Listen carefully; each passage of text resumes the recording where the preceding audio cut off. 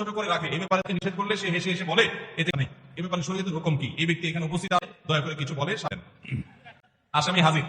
ভাইরা আমার, দাড়ি লম্বা করা, এটা নবী সাল্লাল্লাহু আলাইহি ওয়াসাল্লাম তিনি বলেছেন আফুল্লুহা আরফুল্লুহা, তোমরা দাড়িকে ছেড়ে দিতে বলেছেন, লম্বা করতে বলেছেন। সাহাবীদের মধ্যে এক মুষ্টির পরে, বুখারীর হাদিসে এক মুষ্টির পরে অতিরিক্ত অংশ কাটা বিষয়টা সাব্যস্ত আছে। এর আগে, এক মুষ্টির আগে সাহাবীদের কারো কাছ থেকে নবী দাড়ি কাটা ছাটার কোনো প্রমাণ নাই। এজন্য সব উলামায়ে কেরাম একমত যে দাড়ি লম্বা ওয়াজিব। কি ইখতিলাফ আছে, কিছু আলেমদের ভিন্ন মত, আলেমদের মতে হলো লম্বা করা কি ওয়াজিব। ইজিপশিয়ান কিছু আলেমদের ভিন্ন মত আছে, আরো কিছু আলেমদের ভিন্ন মত আছে, বাকি মেজরিটি আলেমদের মত হলো ওয়াজিব। আমরা বলি দাড়ি রাখা সুন্নাত, সেটা সুন্নাত এই অর্থে নবীজিও দাড়ি রেখেছেন সেই হিসাবে সুন্নাত, কিন্তু তিনি নির্দেশ করলে সেটা কি হয়ে যায়, সেটা আমভাবে ওয়াজিব হয়ে যায়, সেই হিসাবে দাড়ি রাখা ওয়াজিব। অতএব ভাই, যদি কেউ মনে করে দাড়ি না রাখলে সমস্যা নাই, তার কাছে সমস্যার ডেফিনিশনটা কি, সংজ্ঞাটা কি? কেউ তো বলতে পারে নামাজ না পড়লেও সমস্যা নেই। মুসলমান মনে করবে আল্লাহর নাম তরফ করলে সমস্যা আছে, কিয়ামতের জন্য জবাবদিহি করতে হবে কি হবে না? হবে। তবে আমাদের ভাই কেউ হয়তো খোঁচা খোঁচা দাঁড়িয়ে রাখা শুরু করেছেন, আমরা তাকে অ্যাপ্রিশিয়েট করবো, আমরা তাকে দূর সরাবো না। আলহামদুলিল্লাহ ভাই শুরুটা করে দিয়েছেন, ইনশাআল্লাহ আল্লাহ এটাতে আমরা তাকে এটাকে লম্বা করার জন্য, তবে সেই সাথে এটাও আমাদের মাথায় রাখতে হবে, চাইতে অনেক ইম্পর্টেন্ট নির্দেশ আছে আল্লাহ অহরহ লঙ্ঘন করে, আছে না নেই? এটা শুনে আমার বেদারি একটু খুশি হয়ে গেছে, যাক আমাদের পক্ষে একটু আসলো। দাড়ি রাখা ওয়াজিব, সেটা নিয়ে কোনো আলাপ নাই, সেটা নিয়ে কোনো ছাড় নাই, কিন্তু আমাদের এটাও মাথায় রাখতে হবে যে আল্লাহর অন্যান্য ফরজ বিধানগুলো মানতে দাঁড়িয়ে আছে, মুখ খারাপ করে, আছে না নাই? বাংলা একটা প্রবাদ আছে, হাজির সাহেব কি বলে, হাজির এই লম্বা দাড়ি খারাপ করে কি করে না?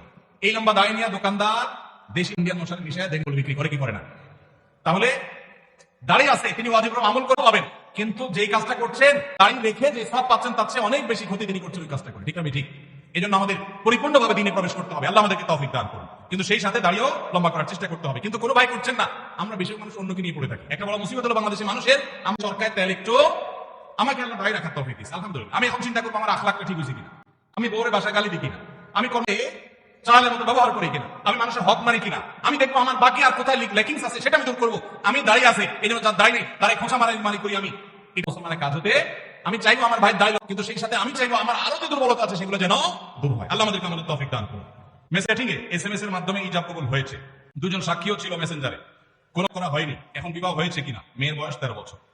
আজকাল আমাদের অনেক আল্লাহর শরীয়তের সাথে তামাশা, এগুলো আল্লাহর শরীয়তের সাথে কি তামাশা, দিন কোন ফানা ভাইরা আমার সিরিয়াস ইস্যু, নাকি আল্লাহকে সাক্ষী রেখে বিয়ে করে, এটা হলো অতি ভালো সাজা। অতি ভালো সাজা তো চোরের আলামত। তো মানুষ থাকতে, আল্লাহর বান্দা থাকতে আপনি আল্লাহরে কেন সাক্ষী বানান? এই বিয়েগুলো বিশুদ্ধ নয়, এগুলো বিশুদ্ধ নয়, এগুলো জেনা হবে। বিবাহের জন্য দুজন স্ত্রী ইজাব কবুল থাকতে হবে। এই মেয়ে, বাচ্চা মেয়ে, বাবা কোথায়, মা কোথায়, অভিভাবক কোথায়, কোথাকার মেয়ে, জেনা করতে গিয়ে অনেক যুবককে শয়তান নেক্সট সুরাতে ধোঁকা দেয়, তারা মনে করে আমরা হালাল করছি, অথচ তারা জেনায় লিপ্ত আছে। আল্লাহ আমাদের যুবক ভাইদেরকে হেদায়েত দান করুন। এগুলো জায়েজ নাই ভাই। কোন ব্যক্তি যদি তার সম্পত্তি 5 জন সন্তানদের মতনকে বাদ দিয়ে 4 জনকে লিখে দিয়ে দেয়, সে ব্যক্তি মারা গেলে তার জানাজা নামাজ পড়া যাবে কিনা?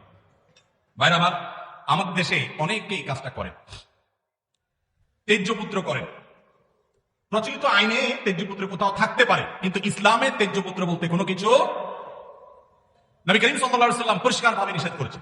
কোন মুসলমান অন্য মুসলমানকে ত্যাগ করে চিরকালের জন্য তার সাথে সম্পর্ক ছিন্ন করে ফেলবে, এটা জায়েজ।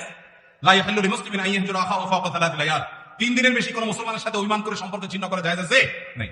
এখন সন্তান খারাপ, যত খারাপ হোক, আপনি সন্তানকে তথাকথিত তেজ্যপুত্র করলেন, করে কোনো সম্পদ দিলেন না, বঞ্চিত করলেন, আল্লাহর কাঠগড়ার আসামি হবেন।